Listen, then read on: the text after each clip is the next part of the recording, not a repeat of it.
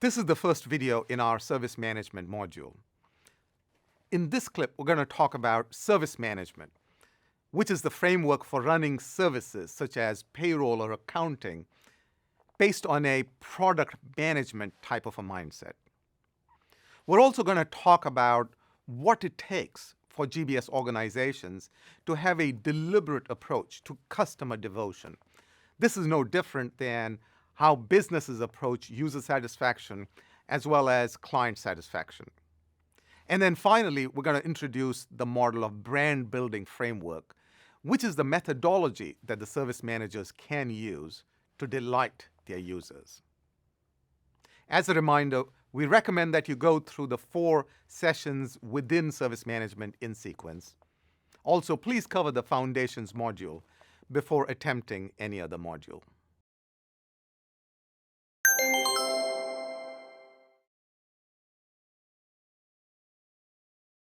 So assuming we are service managers or product managers within GBS, again, examples being payroll or accounting or procurement, here's a question. Can we inspire the same kind of fan-based devotion for those services as, for example, an iPhone customer or user has? It is possible to have the same kind of emotional devotion to internal GBS products and services as you might expect in the consumer goods with something like an iPhone. But for that, we have to go in and deep dive into service management. We have to approach our services the same way that the biggest brand companies in the world approach their own brands. So if you look at the top brands in the world, whether they are Samsung or Apple or Amazon, you see some things in common. They invest specifically in approaches to making their brands lovable. This doesn't happen by accident. They seek to create long-term relationships between their users and their channels, as well as their products. This is something which is called brand equity. It is something that is cultivated, and it is something that happens by design. Now, the difference between those brands and internal operations, such as the ones that GBS runs, is that more often than not, our equity of services, such as payroll, is an outcome of a lot of things that we do. It is not always something that we set out to do. When you think of accounting, when you think of payroll, when you think of procurement, when you think of supply chain related services, do you think that we excite the same amount of passion from our users as one might get for an Apple iPhone? This equity development is possible. It is something that we can do for every GBS service, whether it's record to report or order to cash or procure to pay. This is something that is not just a necessary evil. It is something that is really important because to the extent that you make your GBS service a love mark, a passion, you're going to get adoption. You're going to get that much change within the company. You're going to drive that much innovation and eventually create that much more value to the organization.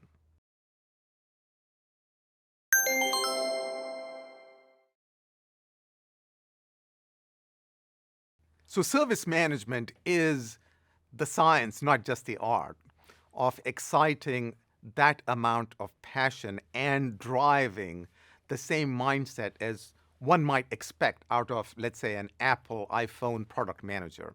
By the way, this isn't just marketing or advertising. One of the misconceptions that exist about GBS service management is that it is marketing, it is pretty pictures, it is about creating posters, it is about driving specific messages. Of course, there is some element of marketing and about deliberate communications to service management, but more importantly, service management is a strategic way to run your specific area of responsibility within GBS, i.e. a GBS service. It does include being very intentional about designing your services. It does also include specific ways to operate it to excite and live up to that reputation of a love mark for your service. And of course, it does include running your service with the same discipline on benchmarking, of innovation, of cost management, and of pricing as one might out of a specific brand. The goal of service management at the end of the day is to successfully run your service as if it were a business with very strong equity, with very strong devotions. It is a model that helps you construct the operations, the strategy, and the execution, and of course the communication to get to that devotion with the user base.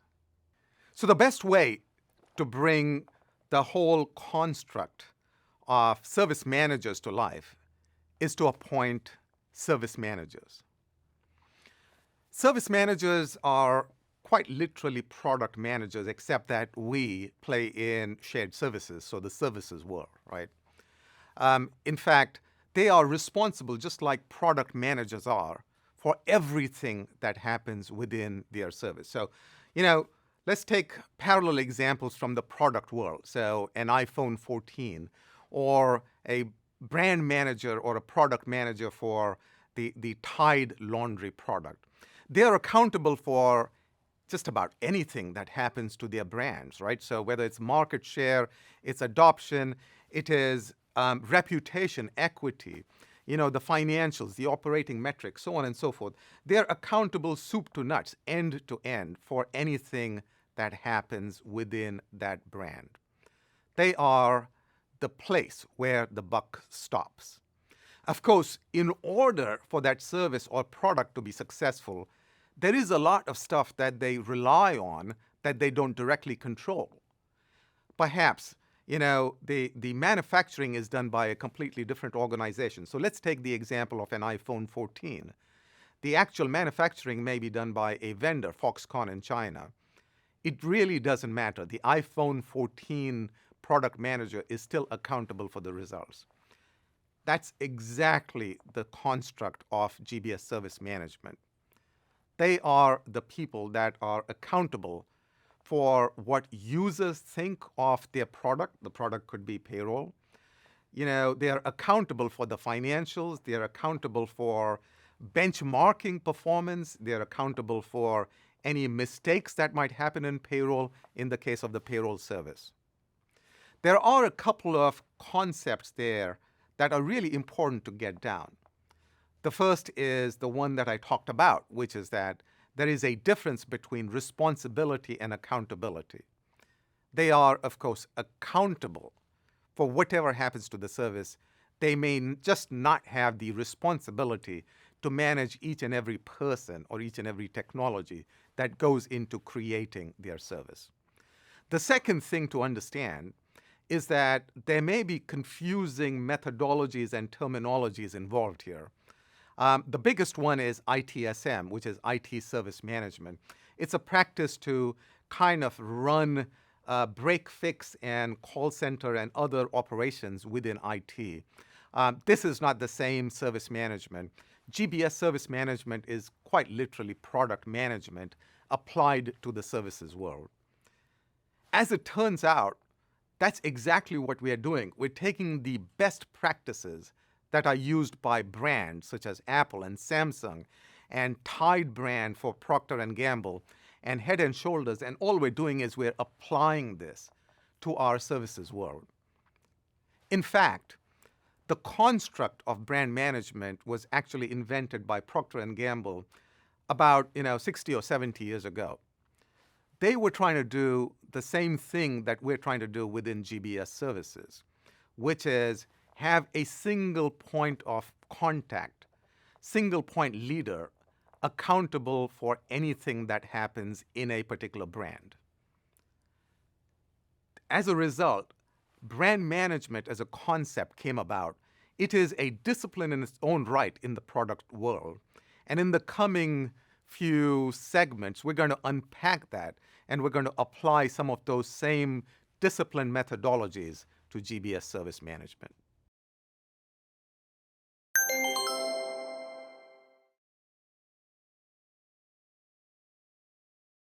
So building on the parallels between the product world, i.e. brand management, and the GBS world, i.e. service management, let's think about this a little more. What might you do if you were trying to create a lovable brand out of your procure-to-pay service, right? Well, there would be several things. One would be to understand what it is that the business wants and the users want. And by the way, they may have slightly differing needs, right? So the users may want you to create a concierge service every time that they wanted to buy a product, white glove treatment. Whereas the business might say, hey, let's run this efficiently. Maybe just provide them a website with standard vendor choices. So understand that there may be a tension between the user and the business, but it is your job as the brand manager to solve for that tension. The second thing that you're going to do is actually have a mix of services to meet the needs of your procure-to-pay service. In the product world, that's called a product mix. And of course, every product mix has to be optimized to be able to deliver these specific outcomes. The third thing is you're going to have to figure out whether the services that you are offering, so in this particular example of procure-to-pay, you may have procurement-related services and payment-related services and everything else in between. You're going to have to understand adoption. Are users actually using your services, or you find that some of them are doing an end run and running their own processes in parallel to what you're providing? In order to do all of that, this is where you need some of the other standard definitions and practices of running as a business. You have to be very deliberate about thinking of marketing messages, of communications. Also, in terms of potentially pricing for some of these services, some of the higher value-added capabilities may come with higher levels of costs. For example, if you have a business unit that's trying to get specialized procurement services which no other businesses needs, maybe they do need white glove treatment, you may decide that you want to price those separately so that it's not like the entire suite of services is a one-size-fits-all that needs to meet everybody's needs. And of course, like any other business, you're going to have to benchmark what is it costing you to provide the services, and what is disrupting that particular area of your industry. Putting all of this together, along with the relationships with your users, your business, is the job of a brand manager or a service manager in the construct of global business services. So now you're a service manager. You're responsible for, say, workplace services, which is a combination of maybe buildings and facilities and some IT infrastructure, including PCs and email and stuff like that, anything that you need for the workplace to exist. How are you going to go ahead and build a set of solutions and capabilities and services against workplace? The answer to that is the brand building framework. The brand building framework, by the way, is the approach that is used by any brand, whether it is Samsung or Apple or Procter & Gamble's Tide or others, to actually go about strategically creating their work systems. There are 4 parts to this, and I'm going to touch upon each of them briefly before we get into the details later. The brand building framework is bounded by something which is called the assess the landscape stage. At this level, what you're doing is you're looking at all of the environmental factors. Who is my competition? What is it in the environment that could change and dramatically affect my services? So in the case of workplace services, maybe, you may have an acquisition or a divestiture in the company, and that could change, how you deliver workplace services. So that's an example of environmental factors that you have to take into account. Then, of course, there is the who, the what, and the how. The who is very simply the people that you serve. And you have to understand who they are in all their gory details, including the different, potentially even conflicting needs that different types of users might have, right? And there are different types of users as well in terms of decision making. There's the stakeholders, the senior leaders that might determine, how much service is enough and how much service is too much. Then, of course, there is the what. It is really your, portfolio of tools and solutions. Within workplace services, it might include, buildings or technology or video conferencing, so on and so forth. So the portfolio of needs that is being met by your service. And of course, the how is how you bring this to life, how you go to market. This is, what are the different approaches or strategies that you might use? Physical, virtual, different designs of how you implement your services. Put together, this determines the brand building framework, and in the next few minutes, we'll deep dive into each of these elements.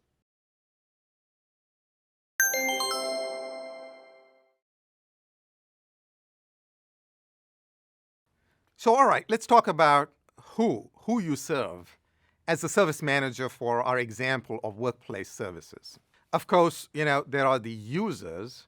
These are all of the employees of your organization, of your company, that need workplace services, right? So that one's pretty straightforward. But there's the other group, which is what I call clients, which I want to talk about now. Within clients, there are some very senior stakeholders. Maybe these are the presidents of the various business units that have the right to determine, what level of sophistication or gold-platedness, if you will, they want for their employees or for their users. They need to be able to make decisions. Maybe you have, a business unit which is a very upstream type of an organization in their products, and they are looking for, very high-end type of workplace services, whereas you may have other business units that are kind of serving the average affordability, and therefore they're not necessarily looking at facilities that are worthy of Taj Mahal treatment for their employees. They need to be able to make those decisions, and so you have to clearly understand who these clients are, the business unit leaders, and what are the choices they want. There is another really, really small, tiny group of clients, which is really the global process owners. These are the standards bearers. They are the ones that might decide, for example, within workplace services, that a standard size of a cubicle, to whatever extent cubicles still exist, has to be, 4 feet by 6 feet, or, whatever the color schemes or the governance, the standards around those services need to look like. These are typically just 1 or 2 people for every service. Put together, the combination of the users, the senior business unit leaders, and the global process owners determine the who for the GBS brand building framework.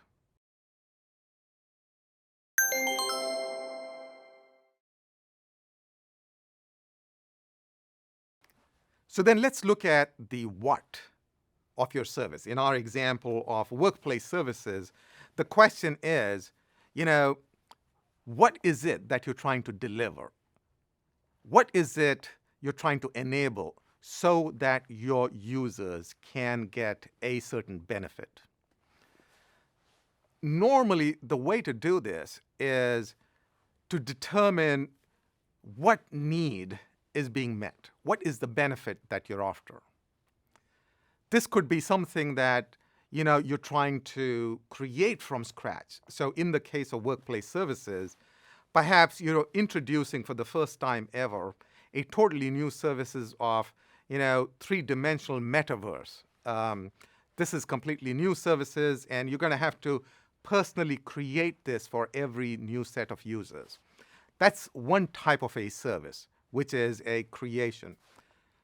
For most services, it is actually the running, the maintaining, and the ongoing operation of buildings, of technology, like email and other capabilities, of video conferencing, and the pricing, the problem management associated with all of these. The what, as you can probably imagine, is a portfolio of services. It is essentially what you need to bring together for any given user at any given point in time so they have their unmet needs met.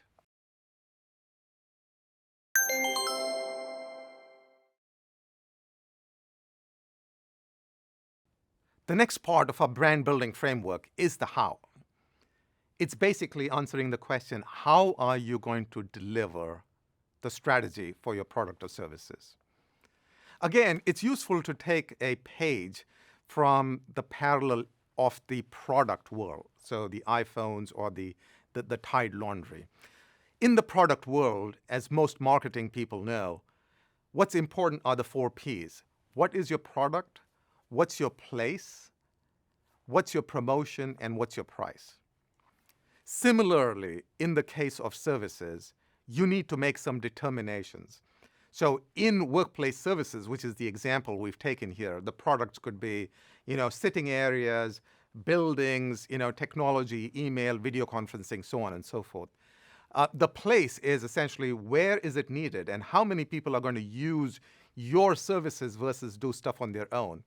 The promotion, which is very important, is one of those mistakes that most GBS organizations make. They don't do a good enough job of communicating the existing services as well as potentially the upgrades that are coming, why people should trust the GBS service and use it in preference to what else they might be having out there. And the 4th P, which is the price, is equally important because it gives you an opportunity, differential pricing, whereby you could have more users go to one of your solutions versus another just by pricing them differently. But put together, this is the construct of the how because it determines how you are going to deliver your service capabilities to the organization. So put together, the brand building framework is the methodology that you're going to use to create lasting devotion amongst your users and your clients. The brand building framework is actually not just a methodology, but it is also a set of choices that you need to make. It helps you optimize the value that you're creating for your business. The structure that goes along with it is the association of those services with unique responsibilities called service managers. And as we wrap up this particular segment, I hope that you've enjoyed the session in our Professional GBS series. And I wish you all the best as you professionalize, modernize, and transform.